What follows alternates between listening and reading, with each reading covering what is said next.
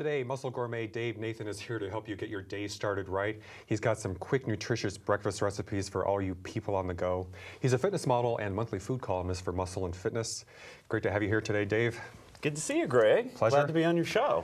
And I have to admit, I am looking forward to this show today. This is my first cooking show. Excellent. I have been wanting to do a cooking show, and I am ready to eat today. It definitely smells good in this whole studio this morning for once. So what have you got for us? I think you're going to... We've got two recipes. Okay. And we're going to concentrate on healthy breakfast. Uh-huh. I'm a big proponent of eating healthy in the morning. Start the day out right. Gets your day going, and it kind of sets the tone for the entire day. Uh-huh. And most people don't have time in the morning because we all sleep in, we're late for work. So we typically... Especially around here, you got to get on the road to beat traffic, so you get up and run out the door. Typically, we either skip breakfast or we grab that fast food meal to go, which is a big no-no, at least in my book.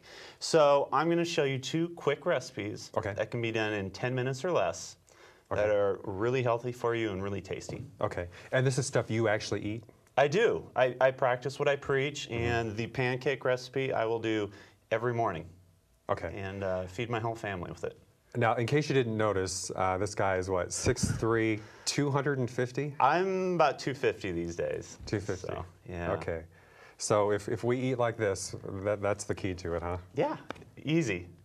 Well, you got to throw in some exercise. Exercise in there, too. Okay. Exercise is the key. Good nutrition and exercise.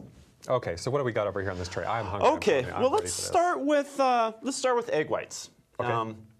Everybody who tries to get healthy, get in the fitness scene, we're all told, eat egg whites, eat egg whites. Well, I hear that from a lot of egg whites bodybuilders. are very boring. And you take out the yolks, you take out all the ingredients, and... You saw that email. I asked people, we get a lot of comments on a lot of email about the fitness shows, by the way. So I asked several people who commented on the show, I said, what do you want to see when Dave is here? And so this is for Brian in Michigan, asked about egg whites. Excellent. And but he said, you know, oh, they're dull, you know, or they're very dull. He can't stand eating egg whites because they're dull. So how do you spice them up? Well, egg whites are great because you can really add anything you want. So the key is to add healthy ingredients. Okay. What you're looking for are fresh vegetables, seasoning, and you want to use a little yolk, believe it or not. A little yolk. And what we've got, typically what I do with my scrambles, I'll do 4 egg whites to 1 whole egg. And what that does is it gives you a little bit of fat intake, and it pretty much seasons and gives you some flavor. So don't be afraid to use a yolk once in a while. Okay, so you're not pure egg whites. I'm not pure egg whites. Okay. Now with this recipe, what I use, I'll use smoked trout, which is extremely healthy for you. I'll use a little bit of smoked mozzarella, but you can substitute that with any low-fat cheese. You can get low-fat Parmesan, cheddars, Gruyères, they're all really delicious.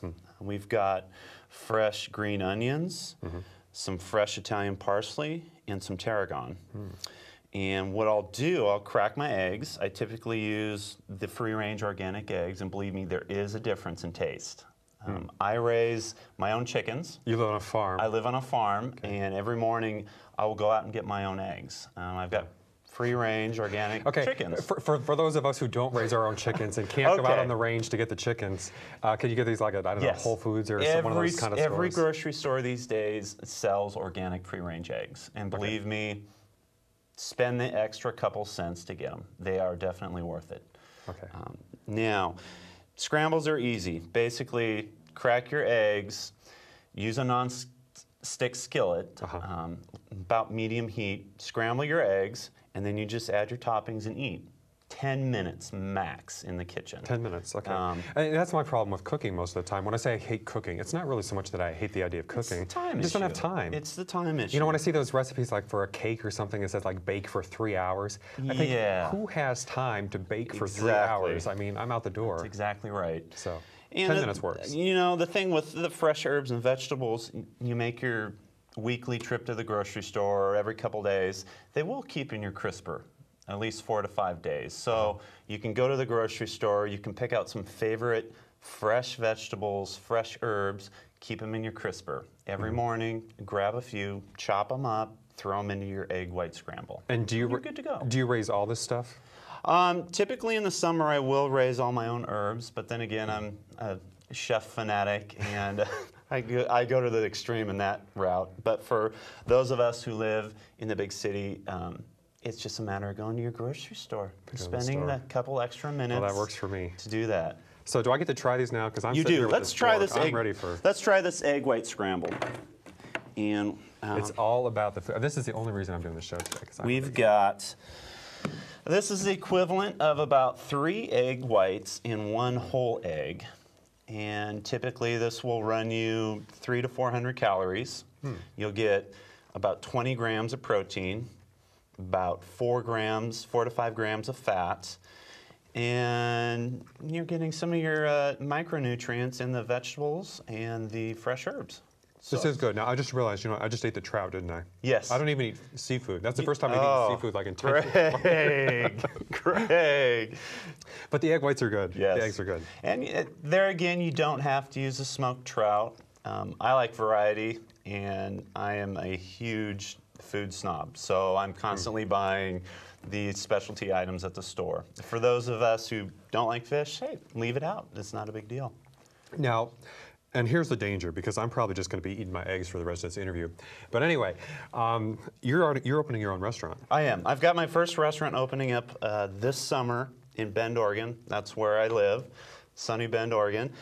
And these days, I spend my time pretty much traveling around, doing cooking shows, catering, and doing this kind of stuff. I have to admit, I'm kind of eating around the trout. Oh, that's okay. But it's good. I understand. I'm eating the eggs. Okay. The other thing, though, I love, and I think this is fantastic to find this out, that actually... Yeah, this is a very embarrassing picture for me, At one Greg. point, Dave was quite a different person. You That had a little bit of a weight issue, which I was a lot of us can relate to. grotesquely overweight. And I was 22 at the time. 22. Had just finished college. And although I went to the gym every day, I was eating the all-you-can-eat pizza buffets. And I won't mention the fast food chain, but those $1 burgers and fries. Some of those golden arches. Yeah, maybe, golden or, arches. yeah. We'll leave it at that. By the time I hit 22, I had a double chin and a pot belly and a really low self-esteem. And one day I just woke up and said, you know what, enough's enough. I need better nutrition. But I think it's good to know, though, isn't it, that he used to look like that. Well, it is I think it's great. good for the rest of us to know. It is great, that, and a lot of people will say, "Oh, it's easy for you. You've always looked like that. You were born like that." But that's not the case. I had to work hard for this. Here's the after now. Yeah, that's one of my favorite food shots. The grapes. Diana liked the grapes over there. Grapes of wrath. Okay, well that's a change, let me tell you. And I have to admit, I think you look younger today, I think, than you did that. You look older in that photo, and he was 22, and you're... I'm 35 now. 35 today, so that shows I look younger, and I feel younger than I ever have in my life. So it just goes to show that a healthy lifestyle, both exercise and nutrition, really is a key to a long, prosperous life. Now, I was reading some of your food columns, too, and you actually have some things that, well, there were some other things I like. Number one is you talk about chocolate. Because I have to admit, sweets and chocolate have always been my downfall, but in particular, chocolate. Well, let's separate sweets and chocolate. And let's use the term cocoa, okay? Okay. Cocoa is really healthy for you, and I bill it as a health food. It's got 10 times the amount of antioxidants as blueberries. It's packed with phytochemicals, and it's packed with magnesium, potassium, and it raises your serotonin levels. And that's why you get that good feeling when you eat it. So really, the cocoa in itself is really healthy. The unhealthy side is when we take that cocoa and we throw the sugar in, and we make our candy bars with it. So what I tell people, if you've got a sweet tooth, buy the really high-end European chocolates that have at least 85%. You want to look for that number on the bar. It's got to say 80%. I'm about to go on vacation to Europe, so when I'm over there, I'll say, well, Dave Nathan said I got to get me some of that high-end European chocolate. And you know what? I eat at least 1 bar a week. Really? And that's kind of my I won't call it junk food. I call it my cheat meal. That is my one cheat meal a week. I get by a good dark chocolate bar. Well, they say it's good for your brain, right? So when I eat that, I say it's good for my brain. That's exactly right. Eat that chocolate. It gives you good mental health. Believe me. We're gonna take a break. I'm gonna eat some more eggs during the break. We'll be right back with Dave Nathan after this, and I think up next we've got pancakes. So I'm looking forward to those.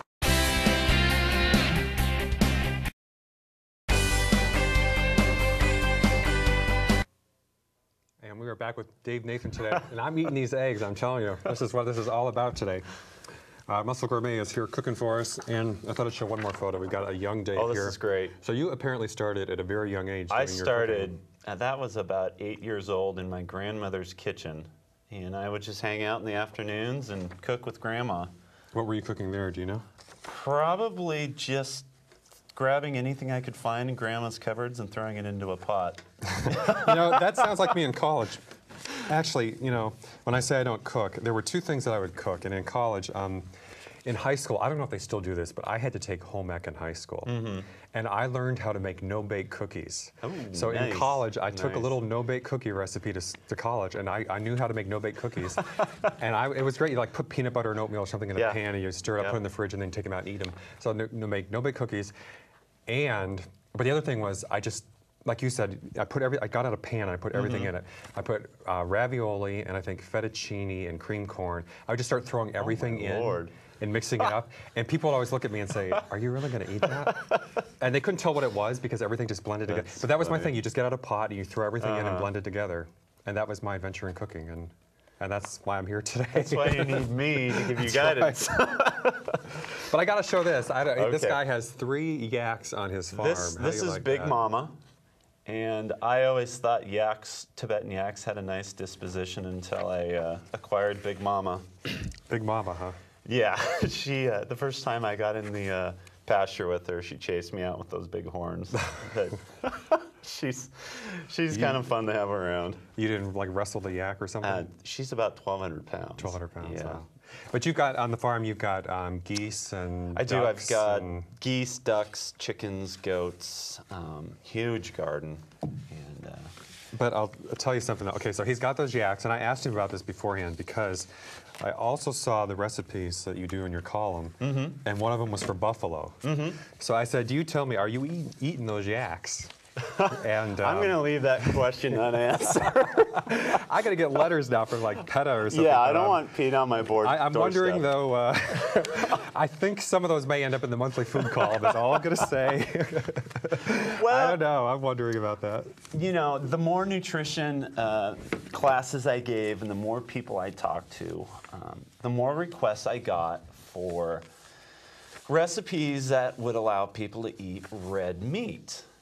And a lot of people just can't do it without the red meat. And so I started doing more research into Here's a bison recipe, by the way. Buffalo. A lot of ranchers are switching from beef to buffalo, not only for economic reasons, but for environmental reasons. And so I started dabbling in. So what is it, easier to raise? It's easier to raise, and environmentally it's really sensible. And a lot of ranchers are switching over, and the meat is to die for. And it's buffalo has less fat than chicken, which is great, and it's red meat. So a lot of recipes I'll do, you know, Italian, French, what have you, I'll just switch out the beef for not the yak, but the buffalo. I'm telling you, I'm worried about those yaks. I'm going to send you something in the mail now. Well, I know you've got some pancakes down there. Let's talk about pancakes. I'm ready for number 2 over here. This is a recipe that I came up with to appease my 5-year-old son, because I did not want to feed him the frozen waffles from the freezer every morning. And I wanted something that I could eat too. So what we've got is my own mix that what I do is I mix everything in a big jug and I leave it on my counter. And then every morning I grab a cupful of the pancake mix and I throw in 1 egg and some soy milk and then straight into the fry pan. And in so it's 5 to 6 minutes, boom, you're done and you're eating it. But to give you a little rundown on the ingredients, We've got wheat germ, a little all-purpose flour, flaxseed oil, flaxseed meal, whole wheat flour, cornmeal, soy flour, a little bit of cinnamon, and some baking powder to make it rise. And then to that, you can either sweeten it with a little molasses or maple syrup, or what I use a lot of times is what they call sucanate. And what that is unrefined cane sugar. And what, instead of boiling the cane down and chemically producing that white table sugar, they just let the cane sugar sit out in the sun and evaporate all the water off. Because you're very big into unprocessed food. I'm very big in the unprocessed food, yes. And it is a great sugar alternative. So in the morning, what I do is I mix it up, throw it in the pan. This time I cut up a banana and I line the pan with it and then pour the batter over the top. This took about 6 to 7 minutes. Those are the bananas right there, right? These are the bananas right there. And if, you know, it's Sunday brunch with friends and family and you want to make it a little fancier than leaving it in the pan, I usually sprinkle a little powdered sugar over the top, just a little. And you can either go with the real maple syrup or the alternative, and I'm not going to endorse this, but they do make the sugar-free maple syrup these days if you're concerned about your total calorie intake. So which do you actually use? You know, I'll switch back and forth if I'm getting ready to compete in a show and I need to be about 4% and I'm eating 1,500 calories a day. Then yeah, I'll use some of the sugar substitutes. What percentage are you right now? I'm about 9 to 10. 9 to 10. And that's a healthy, genetically that's healthy for me. And you know, I don't have any excess fat on me, I feel healthy, I exercise, and that's kind of where everyone's body's a little different and they have a point where their body likes to stay in. 8 to 9% is good for me. Now, when you get down to the 4%, do you lose weight or you stay the same weight but you just lose? I'll lose weight, and it's tough. Bodybuilders are a different breed, and I'm not going to say it's a healthy sport because when you get down that low on body fat, unless genetically your body's used to that, for me it's just not fun. My body's not happy being that skinny. And you said there were kind of some misconceptions too for bodybuilders for some of the things. We were talking in the parking lot beforehand, and you actually had a great quote, which I'll soften down a little bit. But you kind of said that they don't always know what they're talking about when it comes to My biggest pet peeve with bodybuilders and fitness professionals in general, and I say fitness professionals from the point of men and women who compete to look good up on stage, they will restrict their diet so much that they cut out every nutrient their body needs. Because we were talking about fruit, and I've heard a lot of, you said you do eat fruit. Most bodybuilders won't eat fruit. They start eating just straight white rice and chicken or tuna day in and day out. Yeah, because the government's saying you need like 9 servings of fruit a day. But then I hear bodybuilders say don't eat fruit. But they're so afraid to eat that sugar. And it's not a bad thing. It's natural sugar, and your body needs it. But what your body needs more of is all those nutrients you get from it that you're not going to get from a vitamin, and you're certainly not going to get from a cup of white rice and chicken. Okay. So well, you've been holding that over here, so in front of me for too long. I want this pancake. Now we're going to take a break. We'll be back in just a minute, but I got to eat this pancake when we come back. Excellent. So I'll be right back. The plate may be empty.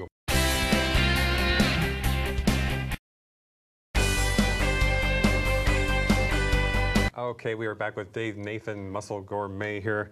Okay, now I'm just going to chow in on this because I moment of truth with the pancake. I told you I was going to eat with my fingers today if I had to. This is good. You know what it almost reminds me of? Is almost like gingerbread or something. Yeah, it's a cinnamon that flavors it, and a lot of times what I try and do when I'm cooking healthy is bump up the spices. I use a lot. And by the way, he loaded the maple syrup on that during the break, just so for you Greg. put more on than I would have. And so this is what you have for breakfast? You have the eggs and the pancakes, or what else? 9 times out of 10, that's what I'll have. Sometimes. This is a pretty big pancake. You eat that whole pancake? No, I'll split it in half with my son. Okay. And we'll split one. Yeah, because it's a pretty big pancake. Another thing I do typically when I'm on the road, this morning in the hotel room, I brought a little Tupperware container and I had mixed in old-fashioned oatmeal, protein powder, and then I add a little soy milk. I think everybody has the oatmeal, right? That's one thing I noticed. Everybody has the oatmeal, yes, and they all like the protein shakes too. Yep. But you put the oatmeal in the protein shakes too? Exactly. Okay. And that's my breakfast. It's kind of like mush. And it's great if you're on the go. This pancake is certainly good. Better than donuts and a coffee. It's a good thing your son isn't here right now, because he's not going to get any of this, I'm telling you. I think Greg is going to be eating this whole pancake today. But you have a calendar coming out. I do. I have a calendar. And this recipe is one of the months, right? 2007 calendar. This recipe is actually September in this calendar.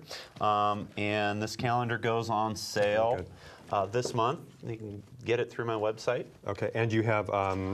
Every month's got one of my creative, healthy recipes. There's more buffalo. There's the buffalo carpaccio with shallots, creme fraiche, and truffle oil. And there's, what's that?